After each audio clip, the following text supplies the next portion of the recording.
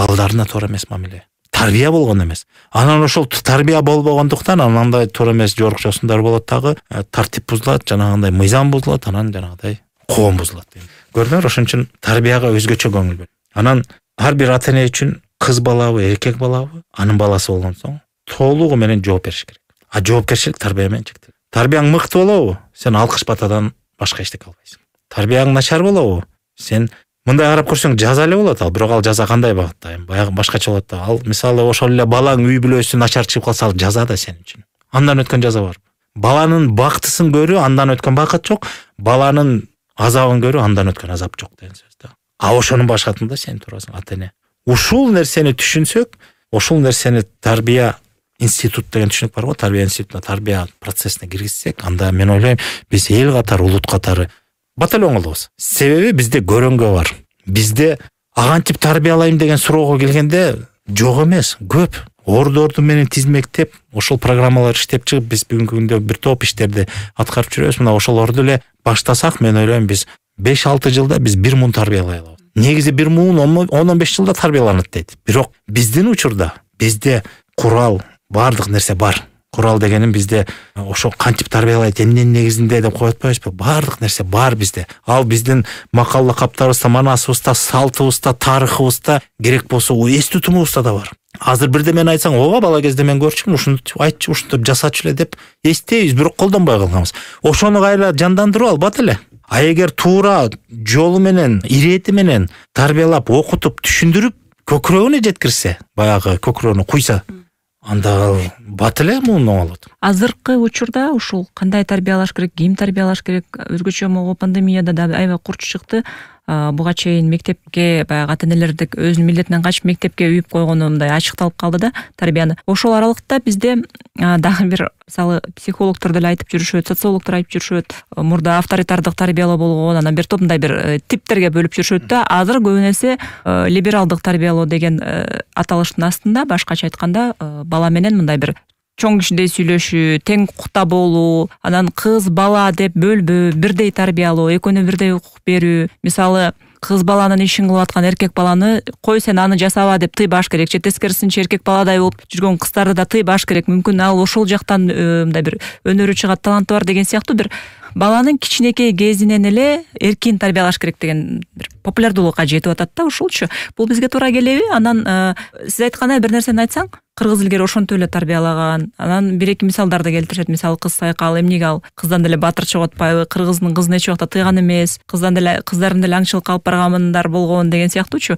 Негизи биздин тарыхта болгонбу? Ушундай тарбиялоо ыкмасы бизге жакынбы? Туура келеби? Негизи сиз айткан жана либералдык көз караштагы тарбия бул бизге чындап келгенде жат нерсе.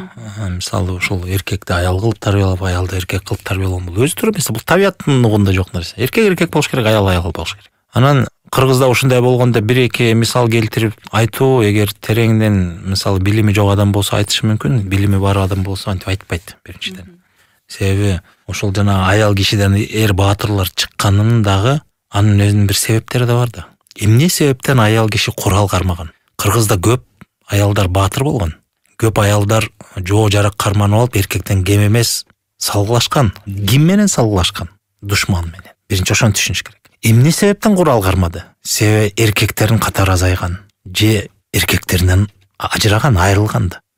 Аргасыздан да. Анан ошон үчүн кийинки урпактар өссүн деп, артынан калган туяктары кичинекей жетил элек балдарды аман калтырыш үчүн аргасыздан анан курал кармайт да. Бул кадимки адамдык баягы инстинкт деп коелучу.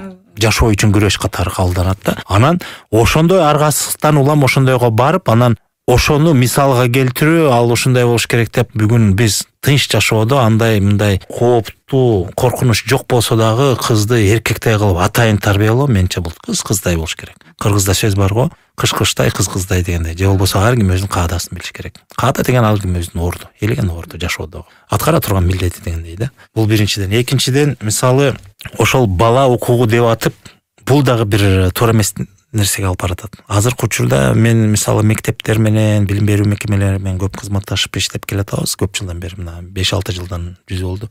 Ошондойду көп байкатабыз. Баланын укугунун аркасы менен ата-эне менен баланын ортосундагы байланышты же мамилени бузганга алып барат. ата энесин соттоткон, ата энесине тукуртуп, баш ийбей, укпай, тилин албай деген. Маселе атасы да туура эмес нерсени айтышы мүмкүн, ооба. Бирок бардык нерсени мындай маселени көйгөйдү жоюш үчүн же маселени чечиш үчүн мындай кандай десек, мындай өтө курч ыкмалар менен колдонбош керек да. Мисалы, Кыргызда жакшы сөз бар. Жанагы бүгүн эле карап калдым, социалдык тармактардан Уркуй Асалиеванын бир Советтер Союзунда кино тартылган, ошонун бир үзүндүсүн айтып атат. Илгери эле аялдар ушундай акыйкатты сүйгөн, мынтип анан Уркуянын бир сүйлөгөн сөзү бар экен эл алдында. Мынтип айтып атат: Кыргызда ушундай адат болгон дейт, улууларды кичүүлөр сыйлайт дейт. Эмне үчүн кичүүлөр, улуулар кичүүлөрдү сыйлабайт деп суроо берип атат да. Бул Советтер Союзундагы фильм да. Эч убакта бир жакты болгон эмес. Кыргызда мындай сөз бар: улууга урмат, кичүүгө ызаат дейт. Мына ушул сөздүн өзүн чечмелесек, бул жерде өспүрүмдөргө, жаштарга, кийинки муундарга кандай мамиле кылганын Кыргыздын философиясын бул жерде да бир чоң тереңдик жатат да. Мисалы, биринчиден, улууга урмат бул түшүнүктүү, урмат, сый, кадыр көрсөтүү, анын улуунун жолу улуу дегендей, анын баарыбыз түшүнөбүз. Кичүүгө ызаат деген эмне? Ал ошол эле урмат дейт. Бирок эмне үчүн ызаат деп айтат? Ал ызаат деген сөздүн мааниси такыр бөлөк. Бул жерде көп жерде мен ушул сөздү айтканда көптөрү жооп бере албайт, маанисин билип чечмелей албайт. Анан негизи эмне үчүн? Себеби бул түшүнүк катары жоюлуп кеткенбиз. Ал мындай, бүгүн мына ошол батыштан келген илим деп коелучу. Илимде башаты, азыркы илимдин башаты ошо батыштан болду да, мисалы билим берүү системасындагы. Анан ошол илим боюнча мынтип айтылат да, психологдор өзгөчө айтат. Бала тарбиялаганда эч убакта баланын көңүлүн оорутпа, тигинтпе, баланын ою менен бол, баланын тили менен сүйлөө деп айтат да. Бала менен дос болгуң келсе, баланын тилинде сүйлөө дейт. Бул психология да. Бул ыкма бизнеске чейин келип кеткен. Бирөө менен мамиле түзгүң келсе, анын тилинде сүйлөө дейт. Ага жагалданып, баламын тинтинде. Бул жасалма. Анан ошол психологияда, мисалы азыр бала бакчаларда, анан башталгыч класстарда балдарга ушундай мамиле түзгүлө деп педагогдорго ушундай ыкманы үйрөтөт. Бала менен бала болгула дейт. Кыргызда эч качан бала менен бала болгон эмес. Кичүүгө ызаат деген сөз, ал мааниси мындай: баланын деңгээлине сен түшпөй, баланын деңгээлин, балалык деңгээлин сен өзүңдүн деңгээлиңе көтөр дейт. Бала менен чоң кишидей сүйлөш дейт. Ызаат деген ошол. Ызаат деген сен анын кадырын өстүр, көтөр дейт. Анын ордун белгиле. Мен мисалга айтайын, муну кандай чечмек? Мисалы, Кыргызда ырым бар. Мисалы, салт боюнча түндүктү аял киши көтөрбөйт. Түндүк бул бийликтин, үйдүн ээсинин белгиси, символу. Анан эркек көтөрүш керек. Өзү түндүктү эркек көтөрөт. Себеби түндүк бул үй деген түтүн, бүлө, тукум, ал тукумдун ээси эркек деген сөз. Эркектин жолу улуу деген сөз. Ал эми дайыма эле эркек үйдө болбойт да. Жок аттанган болот, бирдеме болот, бир иштери менен болот, анан бир көчүш керек, бирдеме болуш керек деген учурда анда үйдү аял киши деле чече берет, кайра тиге берет. Бирок түндүккө келгенде эркек киши жок, ким көтөрөт? Ошондо Кыргызда ырым деген түшүнүк бар. Ырым бул салттан бөлөк. Ырым деген бул шарттуу белгилердин негизинде тууралыкка чакырган тартип деген сөз да. Мисалы, салт таткаш керек, бирок шарт жок. Ошондо аял киши кадимкидей баканды кармап түндүктү көтөрөт, бирок ырымдап өспүрүм кичинекей баланын колун карматат баканга. Ал көтөрө албайт, бирок ырымдайт. Мына эркек көтөрдү, эркек бар деген сөз. Эркек көтөрүп атат деген ырымын жасап атат. Бирок ошол ырым менен биз эмне деген тарбияны көрөбүз? Биз ошол кичинекей балага биз аны ызааттап атабыз. Сен жок болсоң үй тигилбейт, чечилбейт, көрдүңбү? Сен сөзсүз түрдө баканды кармашың керек деп биз ага анын ордун белгилеп. Сен үйдүн ээсисиң. Сен атаң азыр үйдө жок, ал жакта, биякта бир иштер менен жүрөт, мисалы, же жортулда, же согушта, газатта жүрсө, сен анын ордун басарысың. Ордун басары сенсиң. Үйдүн ээси сенсиң. Сен болбосоң үй чечилбейт, үй тигилбейт. Ойнойт да бала. Кой, ойнобо, азыр мындай кылабыз деп аны ошого даярдап келип туруп, баканды карматып туруп, түшүндүргөндө балада жоопкерчилик сезим пайда болот. Мына ызааттоо деген ошол. Улууга урмат, кичүүгө ызаат деген сөз кичүү болсо да, бирок белгилүү учурда анын ордун эртелетип, камдап, даярдап, ким экенин, анын маанилүүлүгүн көрсөтүп, сен үйдүн ээси сен экениңди баса белгилеп коюу, эмне деген ызаат? Мына тарбия.